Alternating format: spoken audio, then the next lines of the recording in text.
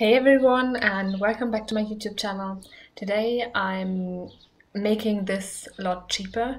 As I was finishing it up, I thought maybe I could have also gone into the debug menu and used some of the plans in there and just other items to make it not as expensive as it is.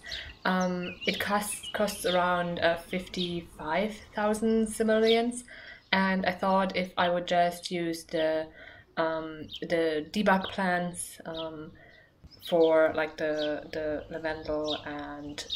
lavender and wine, maybe it would be less expensive and like more easily used. So that's what I'm trying to do basically now. As you can see, I just started scrolling through the debug menu. I didn't go directly to the lavender plants, because I just thought, okay, if I already use the debug menu, I can just use everything that I find that could be useful. But now I am doing the lavender, and as you can see, it takes quite a while. It's already sped up, but I'm still only like halfway through replacing the plants that I had put down previously. Also, what I didn't know previously is that those lavender plants in the debug menu are a little bit larger than the ones that we have access to with the build and buy catalog, which I find kind of funny. Why they would do that, I'm not sure. But yeah, that's just how it worked out. And that's also why the last row I moved over a little bit, just because I noticed that it just didn't quite fit right. And otherwise I just exchanged some of the other plants. Not every single one of them, because for some of them we don't have like equivalents, but a lot of them I did replace. And what I did is use that lavender bush that we have, and put it on the end of the row of lavender, but just so like alternating. So I started with the first row and the front, and then the third, fifth, and seventh. And at the other end of the row, I did the second, fourth, and sixth row. And yeah, that is the one side that I had. And the other side was supposed to imitate like wine or grapes. And I found those plants, the ones that usually grow up the sides of houses, and I thought I would use them to mimic the wine.